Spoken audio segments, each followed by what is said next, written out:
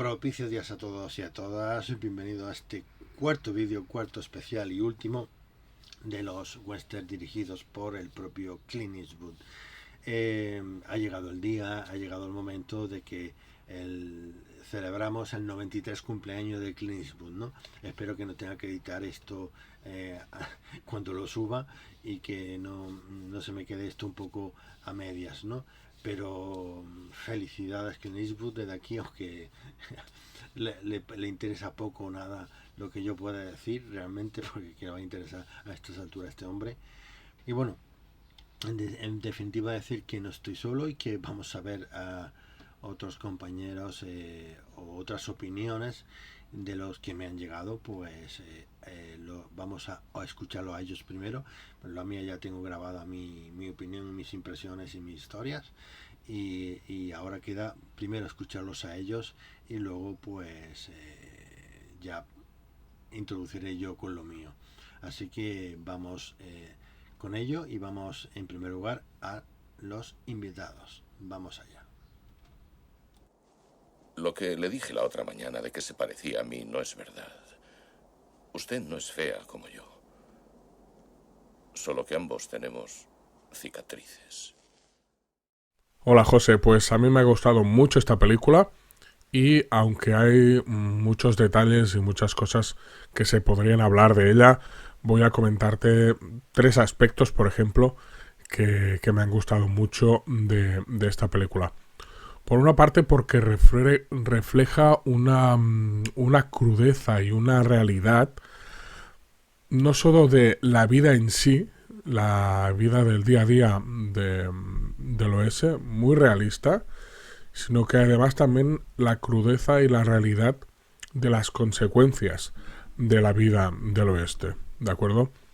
Vemos cómo actúa la gente en su día a día, por ejemplo, el papel de Jim Hackman, etcétera, y vemos, ya os digo, una forma de actuar del momento, pero también las consecuencias de haber actuado de una forma durante años, como es el papel que protagoniza Clint Eastwood y su compañero Morgan Freeman, las secuelas psicológicas que les quedan, ¿de acuerdo? Y ver estos dos aspectos me ha gustado mucho verlo en la película. Otra cosa que querría destacar sería el nivel de producción, que creo que es muy muy bueno, porque las localizaciones y los espacios, evidentemente las locaciones son muy bonitas, están muy bien buscadas en el norte, por Canadá creo que son, y los espacios están muy bien recreados. Pero además el vestuario es que es muy muy verosímil, es muy real, no lo ves para nada artificioso, con lo cual esa autenticidad, a mí esto siempre me gusta mucho en una película y más en una del oeste. Y por último, pues me he fijado que dentro de ser un western, siempre hay un ritmo pausado, ¿de acuerdo? He visto que siempre en lo que es la dirección externa hace que la película sea mucho más llevadera, o sea, muy llevadera y interesante, y que no te aburras, ¿de acuerdo? No estás viendo todo el rato el mismo plano en muchos momentos, sino que aunque una secuencia sea muy larga o se alargue o haya mucha inquietud sobre qué va a pasar, la cámara siempre está cambiando de plano, siempre está buscando a otros protagonistas, sus caras, sus gestos, y este ritmo externo de la dirección creo que ayuda mucho a hacer que la película sea dinámica, entretenga y siempre estés ahí sentado viendo, esperando a ver qué está pasando, ¿no? Con lo cual eso también, ya os digo, ayuda muchísimo a ver una película de este estilo, ¿de acuerdo? Me ha gustado mucho, sin perdón, creo que todo el mundo la tendría que ver en algún momento y de hecho fue muy galardonada. Venga, muchas gracias José por dejarme participar. Un abrazo a todos. No es por nada. Pero si Claudia viviera, no lo harías. Loberna, hoy en el canal de José. Y para celebrar el cumpleaños de Clint Eastwood, hablamos de Sin Perdón. ¡Comenzamos!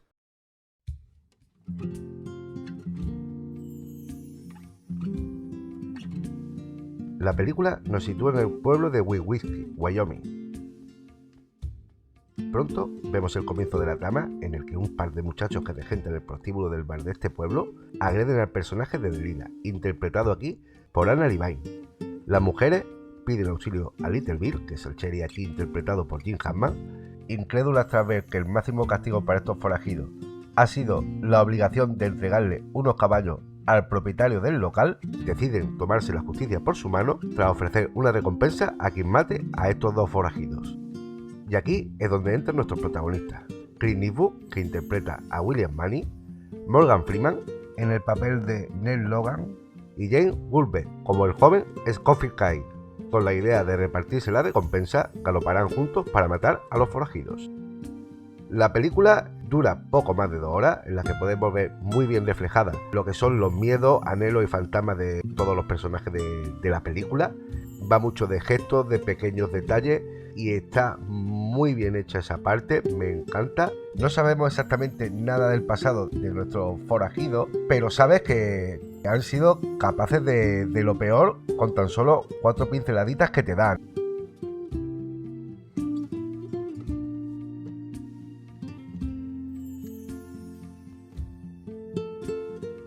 Tenemos escenas en las que el propio Little Bill desmiente algunas de las historias del primero que tuvo el intento de llevarse la recompensa y encarceló y torturó, que no es otro que Bob el inglés, aquí interpretado por Richard Harris, y esto también le da pie al propio sheriff a magnificar también las suyas propias mediante el escritor que acompañaba al propio Bob.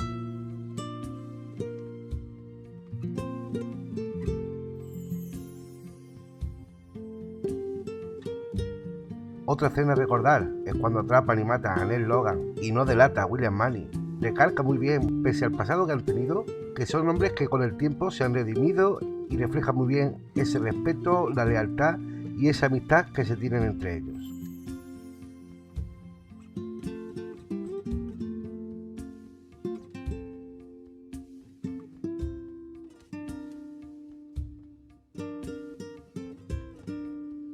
Creo que es una película que, siendo del género western, la puedes ver y quedarte simplemente con su historia. Los personajes que tiene, todos están muy bien construidos. En muchas escenas te das cuenta de cómo los protagonistas, con una mirada o un simple gesto, ya están diciendo mucho. Anna Levine lo utiliza mucho y está sensacional. Gracias a ella podemos ver también el amor que aún siente William Munny por su fallecida esposa y que cómo le recuerda el propio Ned, que si ella siguiera viva no lo haría.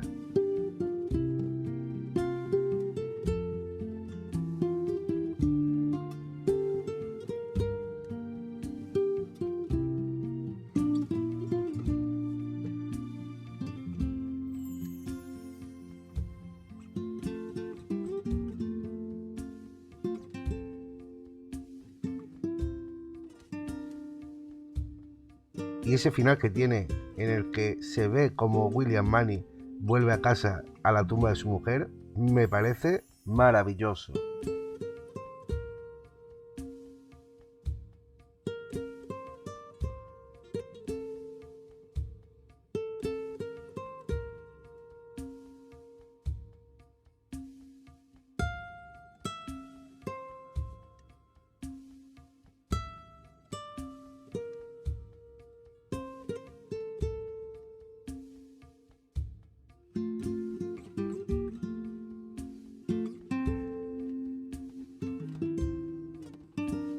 Y bueno, decirle a todo aquel que aún no haya visto esta película, que yo la descubrí gracias a mi padre, ya que a él le encanta Clint Eastwood y este género. Si mal no recuerdo, yo la vería con unos 12 años y solo me queda, nada, animaos a que la veáis, porque tanto si eres fan del western o no, quedarás encantado, tanto con los personajes como con su historia, que te atrapará de principio a fin.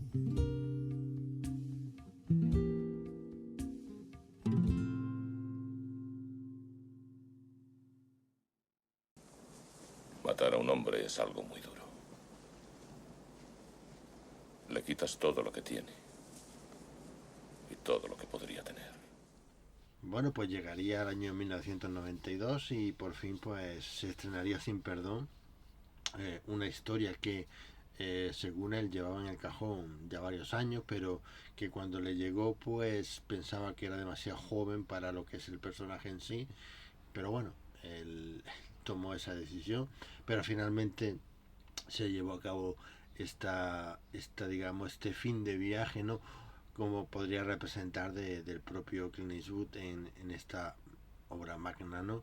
Que consiguió poner en la gran pantalla de lo mejorcito que podemos encontrar, ¿no? Por otro lado, esto es, aunque comparte cierta parte crepuscular del oeste, pero a mí la impresión que me da es que es más por parte a nivel del ser humano, de la persona, del personaje, concretamente de este personaje, William Money, el crepúsculo de este personaje, ¿no? Su, digamos, mmm, sus últimos fases de su vida, por decirlo de alguna manera, ¿no? Si bien, por ejemplo, películas como Hasta que llegó su hora, que representa también una especie del crepúsculo del viejo oeste para llegar a la civilización con el ferrocarril y tal, pero yo creo que ahí esa fase, digamos, o esa película está más orientada a nivel general, ¿no? Digamos, una idea crepuscular más general del oeste, más que los personajes en sí, ¿no? Y aquí yo creo que se centra bastante en el personaje, que bueno, ya, aunque es verdad que muchas veces con la cantidad de personajes que tiene esta película, con carisma y con bastante personalidad, quizás ensombrece un poco, ¿no? Digamos, el personaje de William Money como protagonista, ¿no? Que al final, evidentemente, el clima es suyo, lógicamente, pero a lo largo del desarrollo de la historia, de alguna manera, yo creo que los personajes están ahí también, ¿no? Con sus propias historias, su propio personaje, ¿no? Que luego, bueno, ya desarrollaré en lo siguiente. Pero bueno, lo primero, ¿de qué va esta historia? ¿Qué es lo que nos cuenta aquí? Cortaron a una mujer. ¿Qué? Se le marcaron la cara, le cortaron los dedos, le hicieron cortes en los ojos y en las tetas. Todo menos el coño, supongo. Pues bueno, pues tenemos un comienzo espectacular visualmente, donde tenemos al personaje de William Money enterrando o cavando la tumba de su mujer y que al final, que al cabo, pues bueno, pues murió muy joven, como vemos en la lápida, con 29 años, ¿no? De una enfermedad, y que nos cuenta un poquito de que sus padres pues no estaban muy de acuerdo con esta decisión porque se estaba casando con un mal bicho, por decirlo de alguna manera, ¿no? Y sin embargo, aquí vamos a ver que va a representar un poco la redención dentro de lo que cabe de este personaje, ¿no? De todo lo malo que había conllevado, ¿no? E incluso, según el guionista, se había inspirado un poco en Taxi Driver en el tema de el pasado oscuro y cómo afecta al personaje, ¿no? Pero digamos aquí tiene otro final diferente, ¿no? O tendría ese personaje tendría otro final diferente que en el de propio Taxi Driver, que hubiera sido si hubiera terminado un pelín más feliz porque se casa, tiene sus hijos, tiene sus historias y una vida más o menos normal dentro de lo que cabe. Si Taxi Driver hubiera ido por esos derroteros, pues a lo mejor hubiera quedado en una película más del montón, ¿no? A veces, ¿no? A pesar de la calidad técnica que tiene el propio Scorsese. Pero bueno, esto es una idea que ha comentado el propio guionista. Pero bueno, ya la interpretación un poco o el enfoque que le podamos ver un poco en la película. Pues bueno, comenzamos con este entierro y inmediatamente nos da lugar a los hechos que va a desencadenar toda esta historia, que es, pues bueno, el prostíbulo, el salón prostíbulo en la parte del pueblo, ¿no? Del salón del prostíbulo, pues una de las hay una discusión entre un cliente y una de las prostitutas, y el cliente pues acaba pues rajándola por todos sitios, la cara, las manos, dedos, los pechos, en fin, de todo, ¿no? Como nos cuenta un poco en la película. Y bueno, pues tenemos que el sheriff aparece por allí, que empezamos a conocer a Little Billy, ¿no? A Little Bill. Eh, a ver si me confundo entre uno y otros. Eh, pues lo que hace es bueno, pasar un poco. Le impone una multa y ya está. Con el disgusto un poco de las propias prostitutas, ¿no? Que bueno, de que no están muy de acuerdo con esto porque se merecía algo peor, ¿no? O que le cuelguen, ¿no? Directamente, ¿no? Como podría pasar con si hubiera sido con otro tipo de circunstancia, otro tipo de víctima, quizá es posible. Y en este sentido, pues bueno, crean ellas, pues intentan recopilar el dinero para que contratan un pistolero, pues el pistolero que consiga liquidar a estos dos, pues les dará una recompensa. Todo esto, pues, en todos estos momentos nos va reflejando un poco un retrato de un poco de cómo es el oeste, ¿no? Y está representado todavía del viejo oeste, ¿no? Creo que queda muy bien plasmado un poco ya en estos primeros minutos, ¿no? De cómo nos lo quiere plantear. Y a partir de aquí, pues, es como arranca la historia. Se van añadiendo personajes, pues, tanto los pistoleros, como William Manny, como su compañero Ned, y como el otro pistolero, el jovencito, que debido a que no está muy bien, ni tampoco tiene mucha experiencia, como descubriremos después, evidentemente quiere buscar ayuda del mejor pistolero que pueda acompañarle, ¿no? Y que facilitar el trabajo, incluso hacer el trabajo, quién sabe, ¿no? Pero bueno, al final pues es eso. Y vamos a ver un poco los desarrollos de estos tres personajes en el viaje para llegar al pueblo y hacer el cometido para el que han sido contratados, ¿no?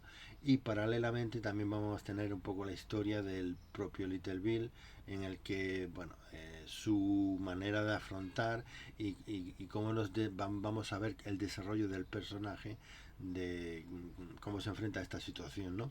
Porque él lo que menos quiere es molestarse por tener que estar detrás de la gente y huye un poco de los problemas. Al final se enfrenta a ellos sin ningún tipo de tapujo ni moralidad y al final pues consiguen esto.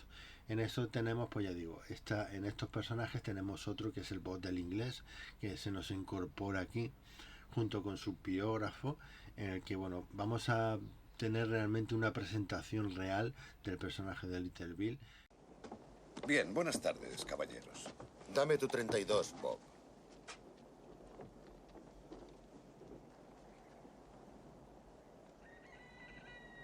No, Little Bill. Me estarías dejando a merced de mis enemigos.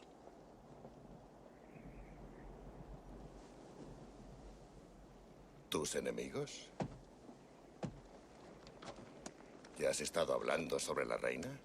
Gracias a este personaje, a la llegada de este personaje, donde bueno, va a quedar muy claro cómo es el propio sheriff, ¿no? Y lo despreciable que pueda llegar a ser. Que hasta este momento, pues todavía, bueno, pero luego ya vamos a ver que se va a ensañar demasiado, ¿no? Un poco sobre todo con el propio Ned, ¿no? El compañero de Clint Eastwood. Y eso va a desatar, pues, los 7 infiernos, ¿no? Por decirlo de alguna manera. Y en este definitivo, pues todo va a transcurrir en este sentido, ¿no? Y vamos a ver un poco este desarrollo. Y ya ya en el tramo final, evidentemente, tenemos que, bueno, que al final pues captura un poco a este personaje, lo tortura, en fin, intenta hacerle todas las paradas hasta que se pasa de la raya y evidentemente pues fallece.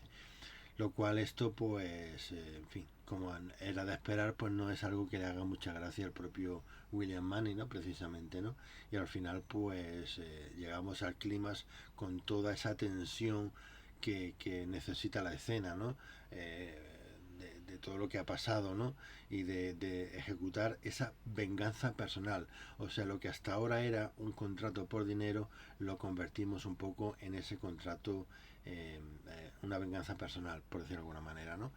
y tenemos, bueno, ese cara a cara junto a ellos dos, yo creo que está bastante claro, y que creo que el personaje, vemos a ese personaje que hasta ahora era una leyenda, o por digamos, los diferentes comentarios o diferentes charlas de diálogo que nos van ilustrando un poco de cómo era el propio William Mann en el pasado. Pues aquí tenemos un poco ese enfrentamiento, porque para detener a monstruos tienes que, quizá muchas veces, vamos, monstruos me refiero donde no van a tener piedad de ninguna clase contigo.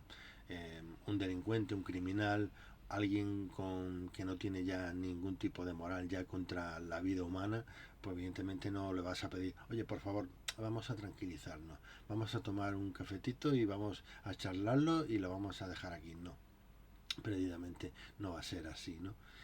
En fin, en definitiva, necesitas luchar monstruos contra monstruos, lanzar al propio diablo si es necesario para intentar parar estos personajes que al final no paran de salirse con la suya, ¿no? Y llega un momento en que a todos nos llega la horma en nuestro zapato, y que pagamos con lo que, bueno, nuestros pecados pues acaban pagándose de alguna manera en este sentido. Y yo creo que todo eso es lo que hace un poco especial también esta película, no solo por el hecho de la historia, que la historia es muy sencilla, no tiene mucho más historia, no, ya digo, se centra un poco también, veo yo, que el tema personal, humano, o sea, de los personajes en sí, ¿no? Más que globalizar un poco el oeste, ¿no? En sí. Y yo creo que por eso aporta mucho más al género de lo que comúnmente se puede aportar en una historia mucho más convencional, ¿no? Por decirlo de alguna manera. Aunque otras películas estén evidentemente mejor, porque las situaciones, los enfrentamientos o los tiroteos, incluso, pues bueno, evidentemente destacan sobre la media, ¿no? Pero yo creo que esta película, pues en su estilo, en lo que quiere contar, yo creo que está muy por encima de la mayoría de los western en general, ¿no? Aunque no sea de todos.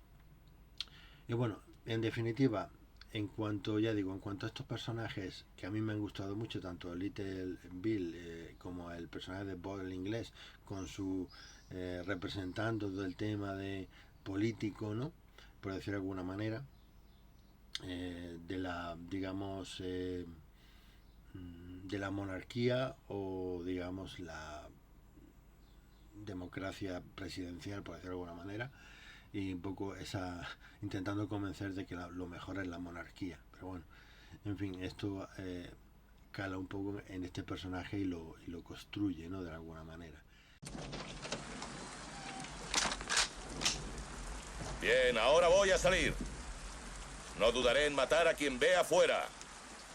Y si alguien se atreve a dispararme, además de matarle a él, mataré a su esposa y a sus amigos. Y quemaré su maldita casa. Y luego, pues, la historia de las propias prostitutas también, que llega un momento en que tienen que dar un paso adelante ellas mismas, porque se encuentran solas, sin defensa, y al final, si no se buscan las habichuelas ellas, si no sobreviven ellas, si no se convierten en supervivientes, nadie las va a ayudar realmente, ¿no? Al final se van a quedar, pues, a nivel de cuando necesitan realmente la ayuda, pues solas, ¿no? Pues también me parece muy bien reflejado en este sentido. Me parece un acierto, ¿no? En incorporar este asunto. Y luego pues luego también investigué sobre el presidente que había fallecido en el periódico, con esta retahíla de voz del inglés, que tengo aquí el nombre para no equivocarme, James A. Garfield, ¿no? Es el presidente que dispararon. Porque precisamente ahora, para preparar un poco este especial, ya me he preguntado, bueno, ¿quién era este presidente? O sea, ¿quién estaba presidiendo en esos días, ¿no? Para que se hablara de esto en los periódicos y tal, ¿no? Pues este hombre que fue disparado en julio de 1881, para lo cual nos sitúa en una fecha concreta de la historia, también un poco dándonos una pizca de realidad, una pizca de acercarse un poco a la realidad, ¿no? Por decirlo de alguna manera, ¿no? Esto da una pincelada un poco para asentar un poco la ambientación, ¿no? Que nos parezca más creíble, por decirlo de alguna manera, ¿no? Y creo que este es un buen detalle en este sentido. Y que al ver la muerte de este presidente, porque no murió en el momento del disparo, lo disparó un abogado que buscaba pues un cargo consular y que no se lo dio. O sea, prometió este presidente y luego no dio nada pues prácticamente a nadie. Y al final se aprovechó un poco de la situación de los votantes o del apoyo para conseguir su cargo, ¿no? Al final y al cabo. Y esto pues cabreó bastante a la gente. Pues lo disparó, creo que ellos fueron 2 balas, que no llegó a órganos vitales y estuvo 70 días en cama, dijéramos, ¿no? Y realmente, pues claro, no murió por eso, sino murió porque los médicos, pues intentando sacar la bala, o dicen como pretexto para sacar la bala, según he leído yo en la propia Wikipedia, decían que habían hecho la herida más grave de lo que era, de una lesión más mínima de unos milímetros, pues lo agrandaron de tal manera de una gravedad extrema, lo cual eso ya por el derrame internos y demás, pues acabó muriendo por eso, por la intervención propia de los médicos intentar sacándolo. El propio incluso intervino el propio Graham Bell, que improvisó una especie de rayos X o no sé qué historias para intentar localizar la bala, pero es que resulta que para colmo estaba tumbado en un colchón que estaba hecho de metal también, con muelles de metal, que era el primero que se había fabricado y que precisamente se lo regalaron al presidente. Y claro, nadie tuvo en cuenta eso, porque claro, era el primero y no le daba esa importancia, porque como todos los colchones todavía no se había, digamos, sacado a la venta o comercializado, por lo que se ve, pues claro, nadie lo tuvo en cuenta. Y claro, al intentar hacer las pruebas para intentar localizar con esa máquina o ese invento que intentó improvisar, pues no localizó la bala al final, ¿no? En fin, en definitiva, acabó muriendo incluso más sobre todo por la intervención los propios médicos que de la propia bala en sí, ¿no? Los propios tiroteos, ¿no? De verdad que pasan cosas que realmente me pareció curiosísimo este tema, el haberlo encontrado, ¿no? Porque nunca me había planteado yo tampoco el tema del presidente, porque tampoco y curiosamente le sucedió a Arthur Chester, ¿no? Que es el que sale luego mencionado en La Jungla 3. Es lo que me suena a mí, ¿no? En este sentido creo que el Arthur Chester, ¿no? El presidente número 21, con lo cual de verdad que todo esto me ha parecido súper curioso descubrirlo ahora, ¿no? Esto realmente ni yo mismo lo sabía, ni me había puesto yo a investigar tampoco en este sentido, pero me entró curiosidad por saber quién era el presidente exactamente y el incidente del disparo, si era real, pues saber quién era realmente, ¿no? Pues me he encontrado con esta, digamos, para mí por lo menos sorpresa, ¿no? Y bueno, en definitiva, el resto, por decir, digamos, estas son las impresiones que yo he encontrado un poco en esta película, lo que a mí me dan, ¿no? Y bueno, pues por supuesto esperemos que esto haya sido celebración y que no haya, que me dé tiempo a subir el vídeo y que no aparezca una noticia desgraciada, ¿no? Que nos impida un poco celebrar este cumpleaños del propio Clint Eastwood, ya por fin 31 cumpleaños. Así que, bueno, pues hasta el próximo especial o a los próximos vídeos nos iremos viendo. Chao, chao.